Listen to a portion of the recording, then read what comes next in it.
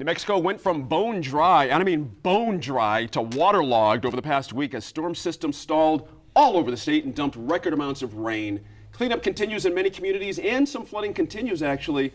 And the true extent of the impact is still unknown at this point, but at least 10% of roads, for example, in Santa Fe County alone, were damaged. That doesn't even count the private roads that are unusable. The community of Madrid is holding an online fundraiser for flood relief. That looked interesting. I may have to attend that, actually. It describes itself as a town that is the true spirit of the West, which means, quote, we have no real governing body, no taxes, no law enforcement, and a lot of freedom. I love that quote. 2 years ago, Albuquerque Business First took an in-depth look at the Rio Grande's levee system and found it needed 200 miles of levees to be rebuilt at a cost of $400 to $500 million. Russell, let me start with you. Madrid, I mean, you know, a lot of folks are a little bit isolated out there, one road from the south, one road north, you know. These are serious issues. When you have a road that can't be accessed, let alone our good friends in Colorado, some of the problems they had with rain and not being able to get out on roads and such. Are we in a position to handle a $400 to $500 million nut in this state to fix these problems?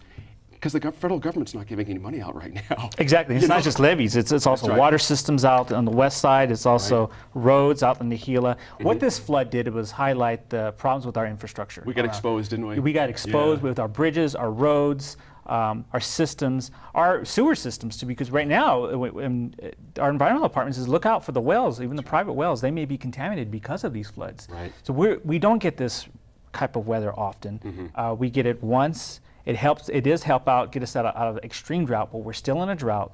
But it does highlight this infrastructure problem. And are we in position to fix all these things? I mean, this is an enormous price tag, not just the levees, but the roads and so forth. This is going to be a problem that we're going to highlight. You know, even the aid now to fix this stuff. There's not enough aid. The governor declared that state of emergency. But that's what, 750,000? Los Alamos County alone estimates their cost at $5 million. Right. And that's not even counting the other damage. So it highlights a problem here. Yeah. Interesting, Rachel, speaking of Dennis Dozowski, I'm going to mention his name again. Absolutely. He actually had the byline on a piece at your publication about this very issue. I think most folks would be shocked to know this. They just had no idea. You know? Absolutely. It's a very interesting issue. Dennis looked a couple of years ago at the age of the levees in the Albuquerque area and surrounding areas. In many cases, they're 50 years old. Wow. Hundreds of millions of dollars to replace them, and it's really not likely anytime soon. FEMA isn't really enforcing this. You know, they've got other priorities, other issues. A lot of communities around the country are actually in the same boat, and some of them are in areas that are in more danger of flooding. So far, we've managed to evade any major disasters. What we can avoid is the runoff that's come from our fires and our drought. And at the Right, very minimum, perhaps in those areas we need some attention paid about diverting water in the short term. I'm curious if we even have money for that even in the short term by next summer, literally. So, Absolutely. yeah. One thing that I think you might see, we haven't seen it yet because it's very early, but one thing that we saw after some of the recent fires was some provisions being put in place for aid to businesses that lost income during the fires. The way that usually works is the state will ask businesses to come forward, fill out some detailed forms on their losses. They can use that to make a bid, a push to the SBA to ask for low interest loans to help those businesses. So hopefully there may be some of that aid coming down the pike. That's interesting.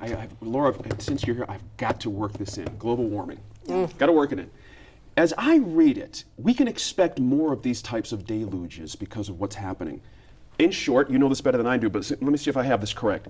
With the Arctic melting, it has contributed moisture, and the moisture that comes from the south now tends to sit over areas instead of moving along. And basically what happened in Colorado and us, moisture had nowhere to go, the mountains pushed it straight up, it just came straight back down. Right. Is the understanding of global warming or not going to be part of the problem here for getting this infrastructure finished? Because I have to imagine some people might think, it's a one-off thing. It was just kind of the rain of the moment. We don't need to put this amount of money into it. So, you know, and I'm glad you bring that up. That was definitely part of what I was planning to say about this. To a lot of people here in New Mexico, certainly myself, I see this as really exactly what people had been talking about could happen years ago when we started talking about climate change and how that could affect us. And now we're living it here in New Mexico, and we're the least prepared to be able to handle it. You know, Katrina was also seen by a lot of people as an example of that kind of catastrophe occurring and us not being being prepared to handle something like that. Hurricane Sandy, same idea. right. So we're seeing here the effects of basically, I completely agree, we have very outdated infrastructure. And so in the discussion on climate change, it's now sort of turned from, okay, what do we do to prevent these kinds of things from happening in terms of climate change, to adaptability, really, and trying to figure out what are our emergency plans and what kind of resources are we going to need from a local government standpoint and a state government standpoint, as well as the feds with their FEMA and other resources to deal with the effects of this. And years ago, insurers were actually looking at this as a huge potential risk, because you're talking about insuring areas that could potentially be completely wiped out, as we're now seeing, and then trying to figure out how to monetize that risk and turn it into premiums and actual insurance that would be effective. So it's beyond just getting your flood insurance coverage. We're talking about widespread major investment in the infrastructure to try to fix a lot of these areas and try to prevent something like this from happening in the future. Well, we all found out where the arroyos that have been dry for almost like our lifetimes, suddenly the reason they're there, you know what I mean? So, in these homes, Dan, that over time, your neck of the woods, Rio Rancho, other places that have built edging closer and closer and closer to the arroyo just because of the available space. And now there's big problems. They're doing a huge construction job on golf course right there by that Smith's, and they built a nursing home facility, and they're tearing up the entire arroyo and trying to put rocks in it and trying to, and that thing was running like Snake River. Wow. I mean, it was just, we're our footprint is getting, more and more people, less and less space. I think it's interesting, Gene.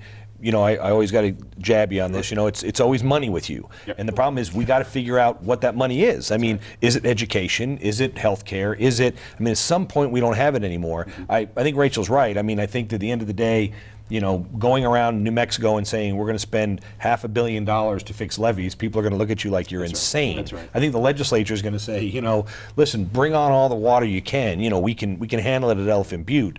Right. But I do think we've got to figure out a way to go from, cattle starving to death, bone drought, people getting out of the ranching business, to a guy in Socorro dies in the car because it gets washed away and he's underwater. 6 months ago, you said someone was going to drown in Socorro County, people would have said you were insane. So, I think it's a real problem. The problem is, you couple that with the fires, the inability for the ground to absorb that water running down.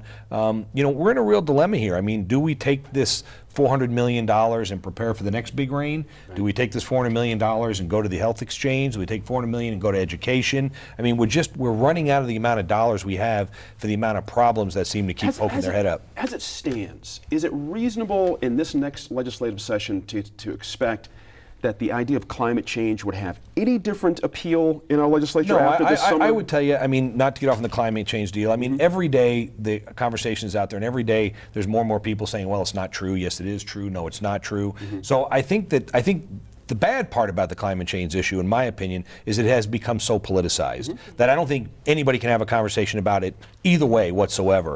But what we do have to figure out to do is, this is something, Gene, we can look at some of these problems we've got with roads and bridges, and this harkens back to, when Governor Richardson was here and we took all of that maintenance money and put it into the rail runner, and all that maintenance money that now the feds have come back and said, you don't have the money to do this stuff. How much of that, had we not built a rail runner or done things like that, we could have been doing to prepare for this stuff? It's going to be a tough road to hoe as we go on. Just a couple seconds left when I get you back in here, Russell.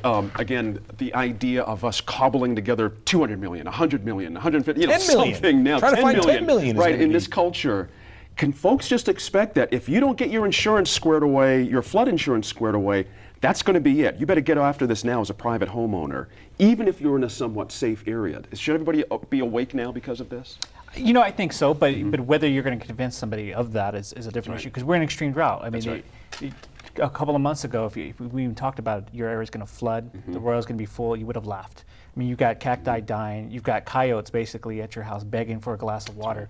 It's not going to happen. Yeah. I think there might be some folks that will learn from this, but as a widespread movement, I don't think so. Yeah, interesting watching the helicopter shots. Channel 4, Chris Ramirez was on with the governor looking at it. That road to Mogollon was just frightening when you consider if you were on that road. You should see pictures of stuff from Roswell. I got friends that sent me pictures, Gene, that were fields that were not just covered in water. They were running rivers for a half a mile wide that 2 days before were grazing cattle in those areas. I mean, and areas like the catwalk in Glenwood, Yep. completely demolished. So Yeah. that we don't even know the extent of the nut to come. The full extent of the damage is still being assessed. Now, in a moment, we're back to talk about the proposals to build more trails and recreation areas in the Bosque along the Rio Grande.